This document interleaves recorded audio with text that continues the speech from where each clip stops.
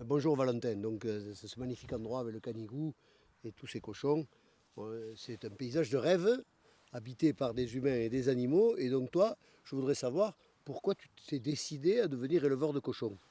Je ne me suis pas décidé un peu par moi-même, c'est la force des choses qui m'a amené à faire du cochon. Au début, j'avais plus ce profil maraîcher, mais le bio s'est pété la gueule sur des circuits un peu plus longs où je voulais aller, un système coopératif voilà, sur les circuits où j'allais pas maîtriser la commercialisation. J'ai eu quelques cochons avec des amis et après, j'ai jamais quitté ce milieu-là parce que en fait, j'adore le cochon, j'adore manger et de fil en aiguille, j'avais quelques mamans, je me suis déclaré et j'en suis arrivé là. Bon, c'est super, c'est passionnant parce que je vois qu'il y a des bandes de cochons qui arrivent pour écouter, hein. Bientôt, on aura tout un tas de gens autour de nous. Alors, d'accord, et pourquoi Anéfiac? Là, sur ce site superbe À Nefiac, au bord de la tête. parce que j'ai trouvé la plus belle catalane du Nord. Je ne suis pas allé voir en Catalogne du Sud si elle était aussi belle, mais en tout cas, la chérie que j'ai rencontrée, elle était à Nefiac. Et j'ai loué une première parcelle à un vieux du village qui est malheureusement décédé. Et de fil en aiguille, les habitants m'ont fait confiance, Mais m'ont tu es à proposé. Anéfiac depuis combien de temps là?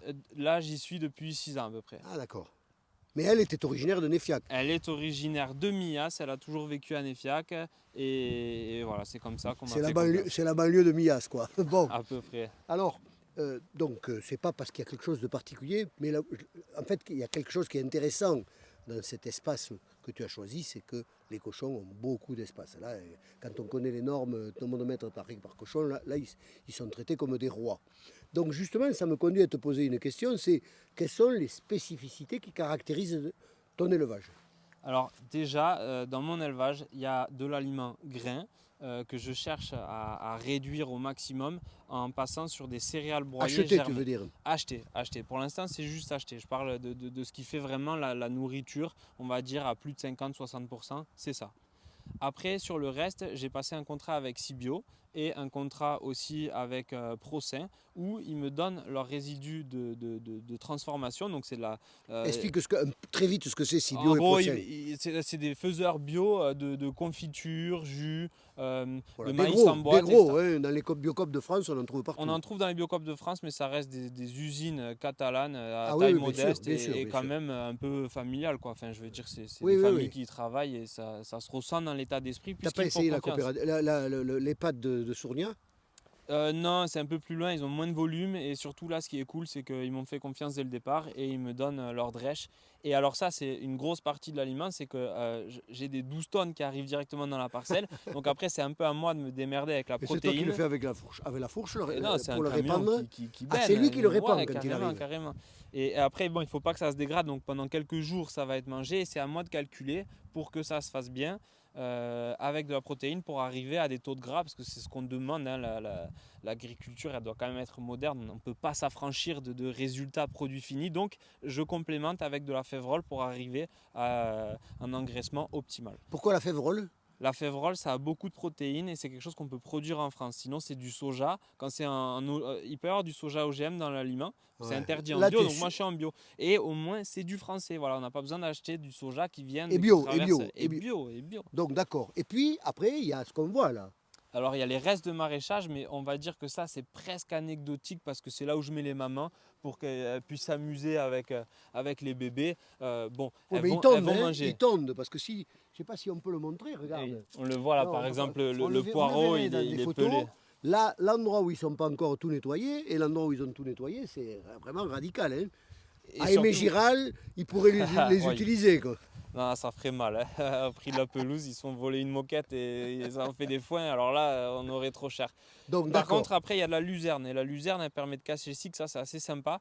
Quand on a fini une culture, on peut mettre de la luzerne. Ça retape le sol. Et surtout, ils vont peler la luzerne jusqu'à ce qu'il n'y en ait plus. Ce qui m'évite des frais pour détruire la luzerne. Le Et ça terrain est donne de la propre. protéine. La protéine en bio, c'est vraiment le problème numéro un. Et ça me permet de Alors valoriser pourquoi c'est le problème avec numéro du un? son.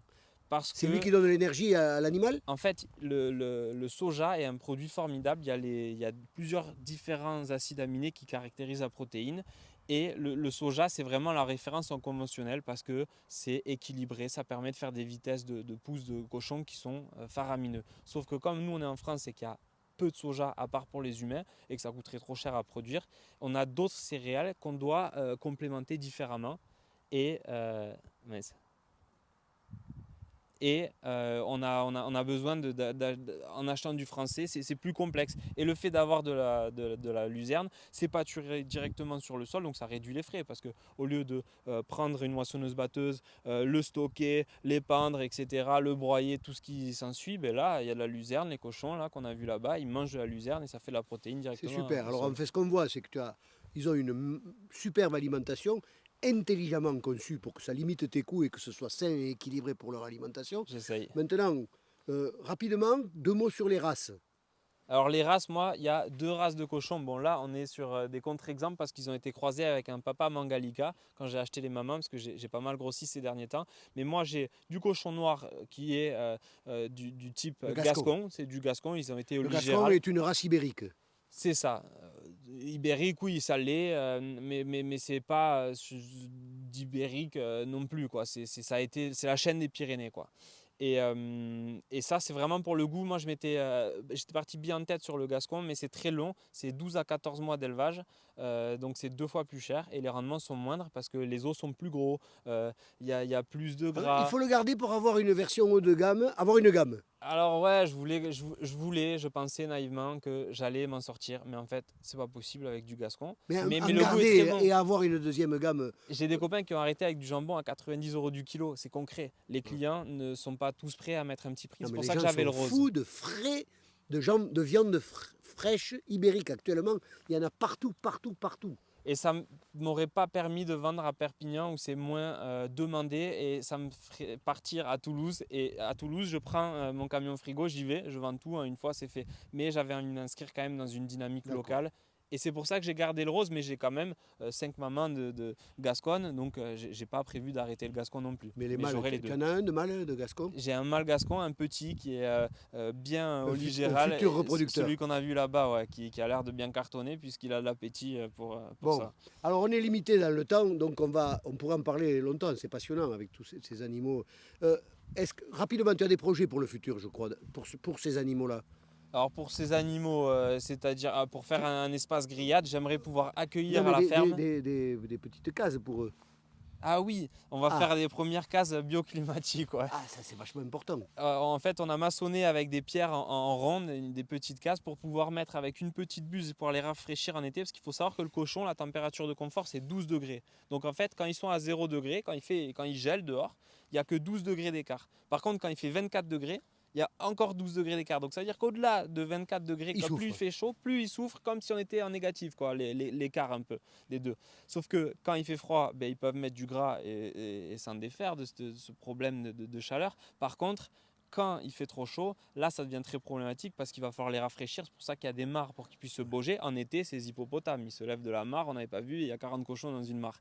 Donc je vais pouvoir mettre une petite buse. Les pierres et la chaux, parce que j'ai même pas à peine mis du ciment, va pouvoir stocker la fraîcheur. Stocker la fraîcheur et faire un petit îlot de fraîcheur. Et surtout, on a mis des poteaux téléphoniques. On va mettre des poteaux téléphoniques pour que la plante grimpante puisse faire la toiture et dégage de la fraîcheur du sol pour pouvoir faire une serre bioclimatique. Enfin, pas une serre, mais une cabane bioclimatique. Une cabane de bien. Eh ben, c'est formidable. Et bon, on aura probablement l'occasion. Déjà, le 9 février, on vient goûter le cochon de ta ferme. Hein. C'est ça. Tu seras là avec un brasero. Tu fais un malheur avec ton brasero parce que les gens ils viennent au stand, sous ta vitrine, ils choisissent le morceau, ils se le font cuire au brasero. Économie de main-d'œuvre pour toi, c'est génial. Surtout, ça leur permet d'acheter une viande comme s'ils allaient la consommer chez eux. Donc finalement, c'est pour 6 €, on mange à 3 de la saucisse. Alors que quand on va voir d'autres food trucks qui achètent des fois du cochon un peu bizarre, à 4 € la saucisse, non, là c'est 6 € à 3, on la mange. Et moi, ça me permet de ne pas avoir à gérer le brasero et de le cuire sur place. C'est super. Et surtout que les gens charrent entre eux. Attention, parce que il ne faut pas trop faire de la publicité dessus parce qu'on aura trop de monde. Hein. La dernière fois, il y avait un attroupement autour du brasero. C'était incroyable. C'est-à-dire que c'est un lieu de sociabilité où les gens qui ne se parlent jamais se mettaient à parler parce qu'ils faisaient cuire chacun leur morceau. Donc ça Bravo. démarre avec des conseils cuisson et ça finit à refaire le monde. Toi, tu alimentes le bois quand même. Hein. J'alimente, oui, bien sûr. Bon, mais c'est super. Eh bien, on te remercie parce que c'est vraiment une exploitation qui a énormément de mérite parce qu'elle est à la fois réfléchie pour supporter les contraintes économiques et à la fois super éthique. Et ça, c'est parfait. D'où le fait qu'on ne dit pas exploitation mais ferme, puisque je n'exploite personne C'est vrai. et que je suis Bravo.